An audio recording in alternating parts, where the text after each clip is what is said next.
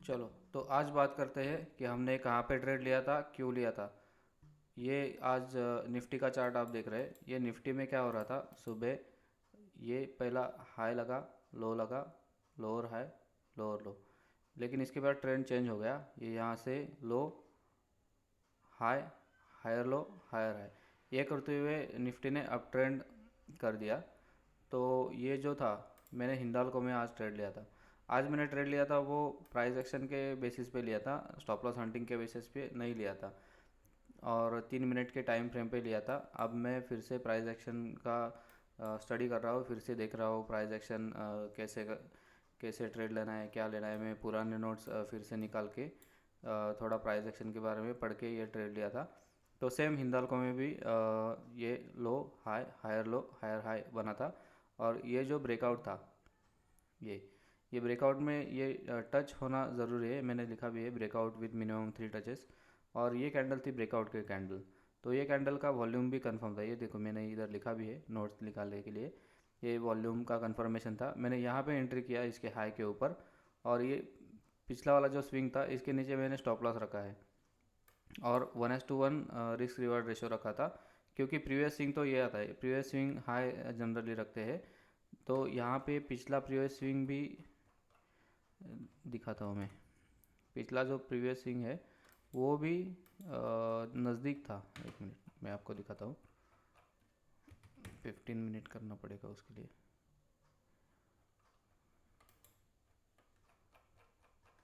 हाँ, तो ये देखिए,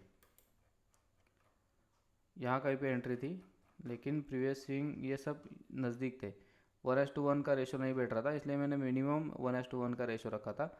लेकिन क्या हुआ कि ये फिर से पहली बार ही मैं कर रहा था ट्रेड। बहुत दिनों बाद प्राइस एक्शन के ऊपर ट्रेड करने लगा था। और ये एटीआर लेवल भी मैंने यहाँ पे प्लॉट की थी। क्योंकि ये एटीआर लेवल क्या रहती है, करंट एटीआर लेवल मतलब ये एवरेज ट्रू रेंज इसका फुल फॉर्म है। मतलब स्टॉक कितना ज़्यादा से ज़्यादा आज के दिन में जा सकता है ऊपर, उसका इंडिकेशन रहता है। हमेशा वो राइट रहता है ऐसा ही नहीं, लेकिन वो एक इंडिकेटर है, उसके भी लिमिटेशंस है। तो आज तो अच्छा परफॉर्म किया। देखो, एटीआर के पास जाके मार्केट घुमाए, फिर से वापस नीचे आया। तो आज का ये एक ट्रेड था। यहाँ पे मैंने एंट्री करी और यहाँ पे टारगेट अचीव हो गया। लेकिन मैंने इससे पहले ये कैंडल फॉर्म होते ही यहाँ यहाँ पे कहीं पे मैंने एग्जिट कर दिया। ये देखो, मेरा ट्रेड बुक में दिखाता हूँ आपको। ये हिंदल को ये गलती से ट्रेड लिया था मैंने। वो ऑर्डर लगाते लगाते मैंने एसएल ऑर्डर लगाने के अलावा मेरे को लिमिट ऑर्डर लगानी थी, लेकिन एसएल ऑर्डर लग गया। इसलिए ये ट्रिगर हो गया था ऑर्डर। और ये मैंने बाय कर दिया, सेल कर दिया, और ये स्टॉप लॉस का ऑर्डर कैंसिल कर दिया था। तो ये देखो, ये आज का ट्रेड अच्छा चला प्राइस एक्शन के लेवल पे। इसके अलावा भी मैंने 2-3 स्टॉक में प्राइस एक्शन का बाद में पेपर ट्रेड किया था। वो भी मैं आपको दिखाता हूँ, वो कैसा चला है, उसका परफॉर्मेंस कैसे रहा वो मैं आपको अभी दिखाता हूँ। मैंने पेपर ट्रेड लिया था टीसीएस में। तो ये देखो,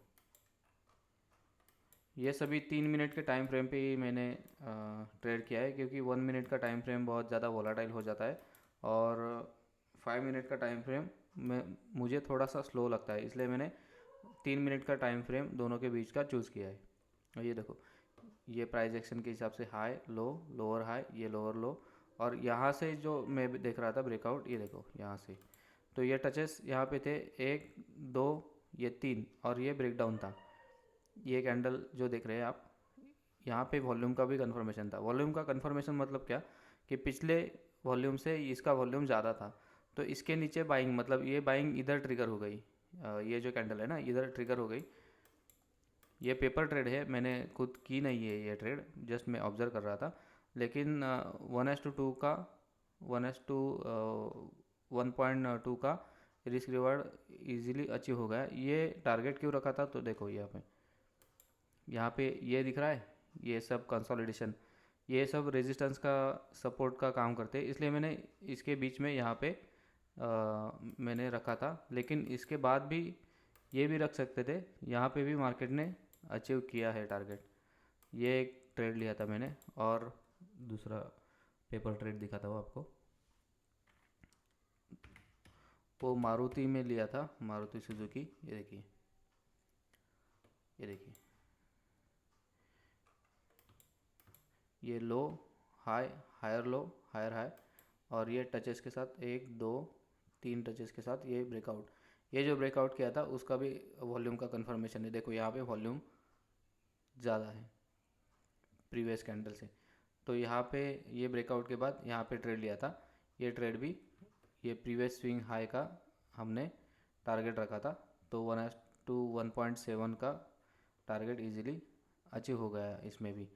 और उसके बाद हमने लिया था BPCL। हाँ, ये देखो, ये BPCL में सेम वैसा ही ट्रेड था, low high, higher low, higher high. ये अप ट्रेंड कन्फर्मेशन हो गया। उसके बाद में यहाँ से 1 टच, 2 टच, या 3 टच, और यहाँ पे ये ब्रेकआउट। ये देखो, ये ब्रेकआउट में भी वॉल्यूम ज़्यादा था, तो वो हमको कंफर्म हो गया। लेकिन यहाँ पे एक इंटरेस्टिंग बात देखते हैं क्या है।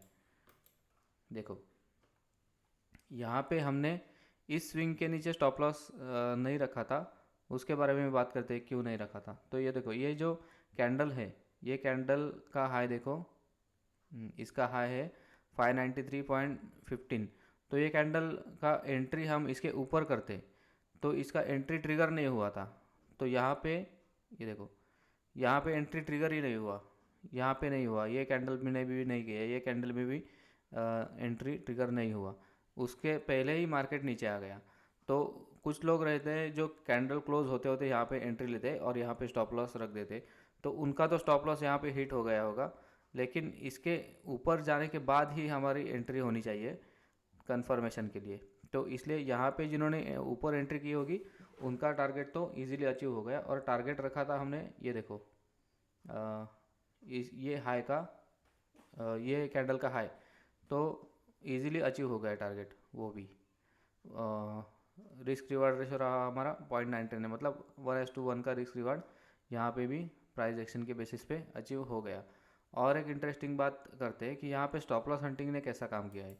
तो देखो, यहाँ पे जिन्होंने एंट्री की होगी, ये जो कैंडल है, कैंडल क्लोजिंग के बराबर क्लोज होते होते जिन्होंने एंट्री की होगी, तो ये एंट्री करने वाले लोग जनरली यहाँ पे स्टॉप लॉस रखते हैं। तो ये तो बहुत ही ऑब्वियस स्टॉप लॉस होते हैं कि स्विंग, प्रीवियस स्विंग के नीचे स्टॉप लॉस रखना, मतलब ये बहुत ऑब्वियस बात होती है। तो ऑपरेटर को भी पता रहता है कि यहाँ पे स्टॉप लॉसेस होंगे। इसलिए देखो, मार्केट यहाँ से उनके स्टॉप लॉस हिट करके ही कितनी अच्छी रैली की है उन्होंने। तो ये जो कैंडल पर्टिकुलरली यहाँ तक आई है, ये स्टॉप लॉस हंटिंग के लिए आई है। इसलिए हम ऑब्वियस स्टॉप लॉस ना रख के, जहाँ तक ऑपरेटर नहीं सोच सकते या फिर उनको परेशानी होगी इतना मार्केट नीचे लाने के लिए, वहाँ पे हम स्टॉप लॉस रखते हैं। और उसके हिसाब से प्लान करते हैं कि क्या ये ट्रेड बैठ रहा है, 1:1 बैठ रहा है रेशो कम से कम, या फिर 1:1.5 बैठ रहा है, कितना बैठ रहा है, 1 के ऊपर, 1:1 के ऊपर रेशो बैठ रहा है तो ही हम ट्रेड लेते हैं, नहीं तो ये ट्रेड नहीं लेंगे। ये सब प्राइस एक्शन के रूल हमने सेट कर किए हैं। इससे आगे भी हम प्राइस एक्शन के ऊपर ही ट्रेड करने की कोशिश करेंगे और देखेंगे कि कैसा रिजल्ट आता है। तो आज के लिए इतना ही, धन्यवाद।